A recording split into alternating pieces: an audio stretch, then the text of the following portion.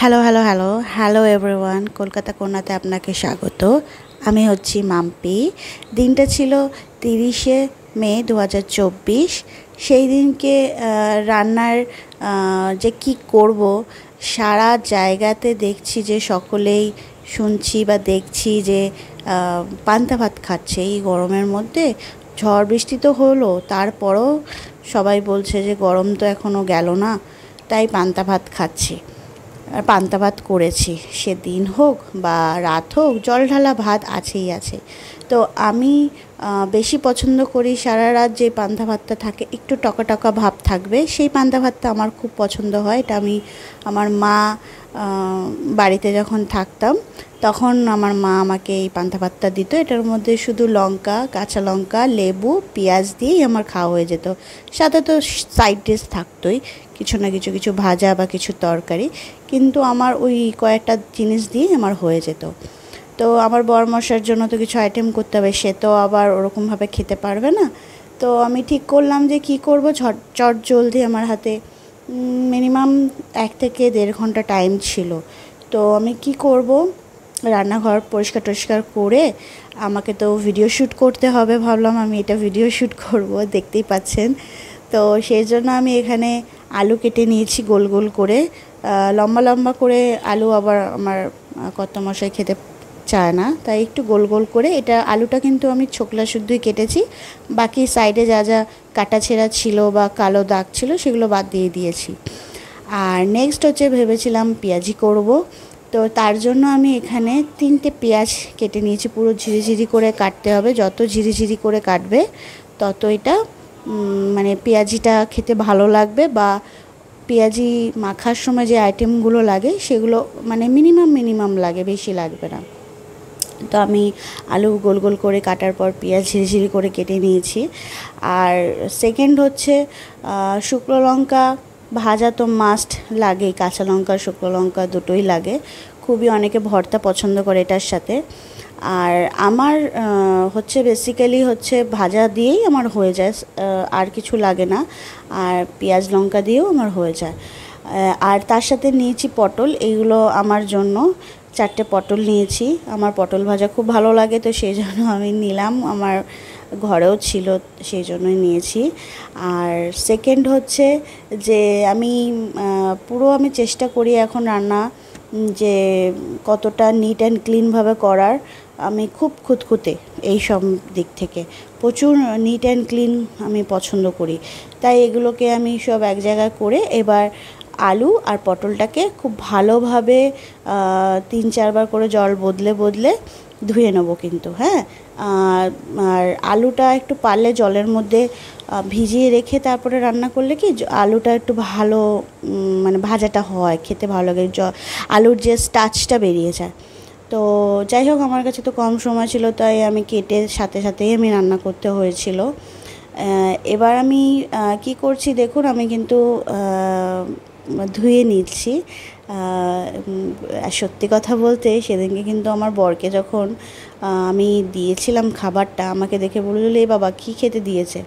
কিন্তু খাওয়ার পরে কিন্তু সে সাধারণত জল ঢালা ভাত খায় মাঝে মাঝে চানাচুর দিয়ে, চানাচুর হলে ওর হয়ে যায়, আর কিছু লাগে না। সেদিনকে খাওয়ার পরে কিন্তু দেখলাম একটা যে ভালো লাগা একটা হঠাৎ করে সাডেনলি, আমি তো বলিনি যে আমি কি রাত্রিবেলা ডিনারে রাখছি। তো খাবারটা ফার্স্টেই দেখে বলেছিলে, বাবা কী খেতে দিয়েছো, আজকে কিছু রান্নাবান্না করোনি নাকি, বা কী খেতে দিয়েছো, এরকম একটা রিয়াকশন করেছিল, হ্যাঁ, এরকম বলে।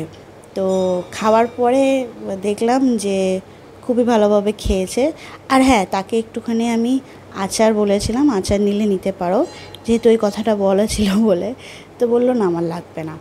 তো আমি এই আলু ভাজা মানে আলুগুলোকে পুরো ভেজে নিচ্ছি, একটু লাল লাল করে ভাজবেন। আর হ্যাঁ, গ্যাসে যখনই কোনো ভাজাভুজি করবেন একটু ক্রাঞ্চিনেস মানে কুড়মুড়ে ভাব আনার জন্য একটু গ্যাসের ফ্লেমটাকে হাই করে দিতে হবে, তাহলে একটু কুড়মুড়ে ব্যাপারটা থাকবে। এবার যদি আমি মনে করি যে আমি এই যে যেমন পেঁয়াজিটা ভাজছি, পেঁয়াজিটা ভাজার সময় কিন্তু আপনাকে এটাও লক্ষ্য রাখতে হবে ভেতরের যে মাখাটা যেন ভেতর থেকেও পেঁয়াজিটা মানে রান্না হয়, আর বাইরের থেকে তো অবশ্যই হয়।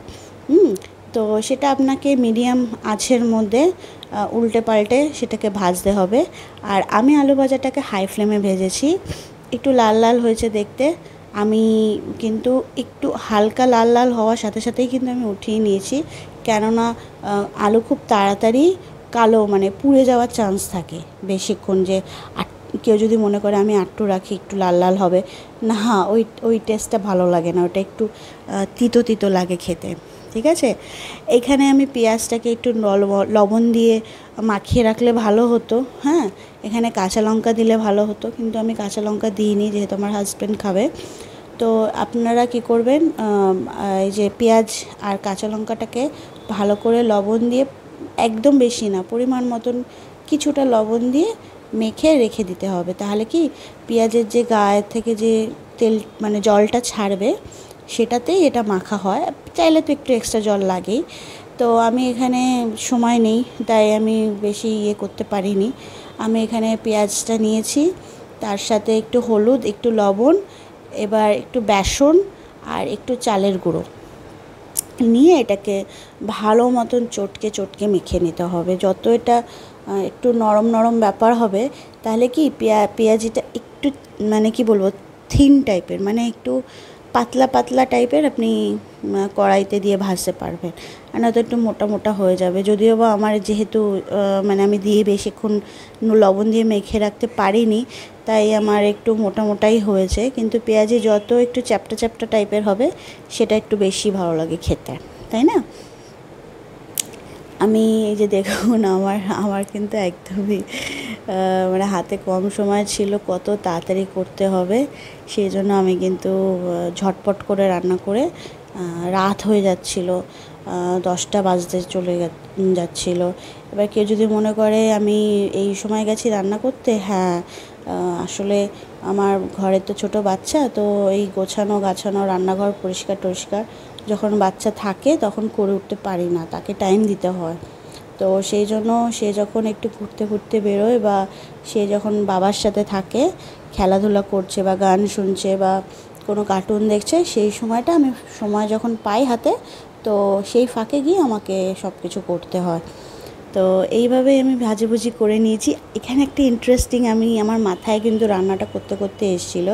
এই পান্তা ভাতটা কিন্তু আমার দুপুরবেলার ভাত ছিল। হ্যাঁ, তো এটার মধ্যে আমি একটু লবণ আর একটু ঠান্ডা ঠান্ডা ভাব আনার জন্য কয়েকটা বরফের কুচি দিয়েছি, দেখতেই পাচ্ছেন দিচ্ছি। আর ঠান্ডা জল এখানে আমি দিনে যেহেতু বরফের কুচি দিয়েছি, তো আমি কি করেছি, নর্মাল টেম্পারেচারের জলই এর মধ্যে দিয়ে আমি কিছুক্ষণের জন্য আমি রেখে দিয়েছিলাম এই ভাতটাকে।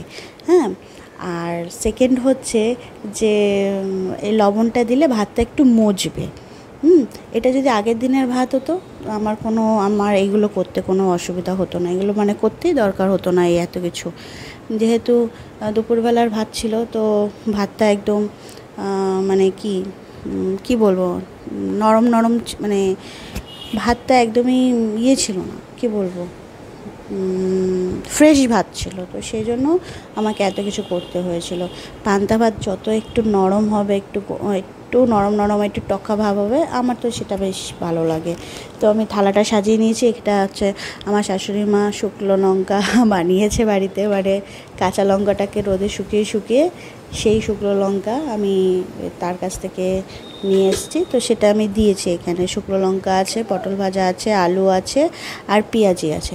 এটাই হচ্ছে সেই আমার রান্নার এই প্রসেসিংটা আমি দেখালাম। ভালো লাগলে অবশ্যই লাইক, শেয়ার, কমেন্ট